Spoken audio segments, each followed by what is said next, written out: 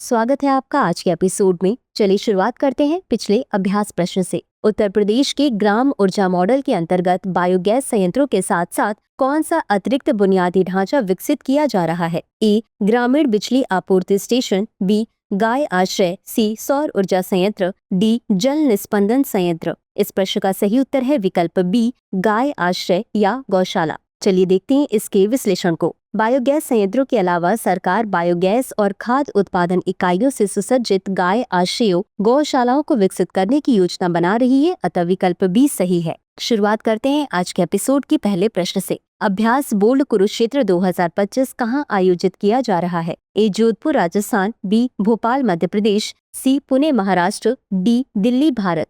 इस प्रश्न का सही उत्तर है विकल्प ए, जोधपुर राजस्थान। चलिए देखते हैं इसके विश्लेषण को। अभ्यास बोल्ड कुरुक्षेत्र 2025 जोधपुर राजस्थान में आयोजित किया जा रहा है। ये 27 जुलाई 2025 को शुरू हुआ। यह संयुक्त अभ्यास भारत और सिंगापुर के बीच होता है। यह इस संयुक्त अभ्यास का 14वां संस्करण है जो 4 अगस्त 2025 तक चलेगा। अगला प्रश्न है, राजस्थान में एक जिला एक प्रजाति कार्यक्रम का मुख्य उद्देश्य क्या है? ए, देशी पौधों की प्रजातियों को बढ़ावा देना, बी, शहरी क्षेत्रों में वृक्षारोपण, सी, मरुस्थलीकरण के प्रतिरोध को बढ़ाना, डी, शहरी वनों का निर्माण करना। इस प्रश्न का सही उत्तर है विकल्प ए, देशी पौधों की प्रजातियों को बढ़ावा देना। चलिए देखते हैं इसके विश्लेषण को। एक जिला एक प्रजाति कार्यक्रम का मुख्य उद्देश्य देशी पौधों की प्रजातियों को बढ़ावा देना और राजस्थान में जैव विविधता को बढ़ाना है, अतः विकल्प ए सही है। अगला प्रश्न है, निम्नलिखित कथनों पर विचार करें। एक, शून्य खुराक वाले बच्चे वे हैं जिन्हें डीटीपी, डिप्थीरिया, टेटनस, पर्टुसिस टीके की पहली खुराक भी नहीं मिली है और नियमित टीकाकरण तक उनकी पहुंच नहीं है।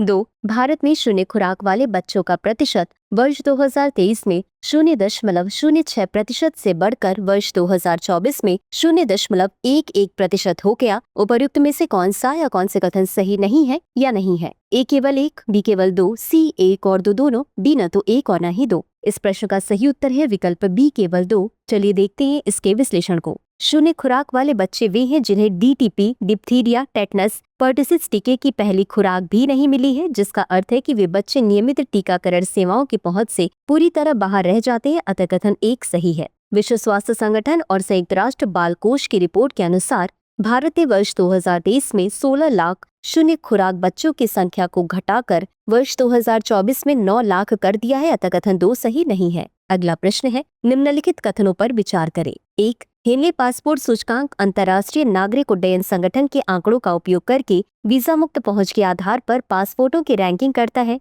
2, हेनले पासपोर्ट सूचकांक 2025 में भारत तीसरे स्थान पर है। उपर्युक्त में से कौन सा या कौन से कथन सही है या सही है? ए केवल 1, बी केवल 2, सी 1 और 2 दोनों, डी न तो 1 और न ही 2। इस प्रश्न का सही उत्तर है विकल्प डी न तो 1 और न ही 2। चलिए देखते हैं इसके विश्लेषण को। हेनले पासपोर्ट सूचकांक अंतर्राष्ट्रीय वायु परिवहन संघ के आंकड़ों का उपयोग करते हुए 227 गंतव्यों तक वीजा मुक्त पहुंच के आधार पर 199 पासपोर्टों की रैंकिंग करता है तथा इसे तिमाही आधार पर अद्यतन किया जाता है, अतः कथन 1 सही नहीं है। IATA 300 एयरलाइनों का व्यापार निकाय है जो वैश्विक हवाई यातायात का 83% कवर करता है। इसका मुख्यालय मॉन्ट्रियल कनाडा में है। भारत ने हेनले पासपोर्ट सूचकांक 2025 द्वितीय तिमाही में 77वां स्थान प्राप्त किया है, जो कि जनवरी 2025 प्रथम तिमाही में 85वें स्थान पर था, अतः कथन 2 सही नहीं है। इसी के साथ अंत में देख लेते हैं आज के अभ्यास प्रश्न को। हाल ही में चर्चा में रहे दीर अल बलाह और मुवासी किससे संबंधित है? ए, सूडान और दक्षिण सूडान के बीच विवादित सीमा क्षेत्र, बी, फिलीपींस में ज्वालामुखी विस्फोटों से प्रभावित क्षेत्र, सी, गाजा पट्टी में संघर्ष प्रभावित क्षेत्र,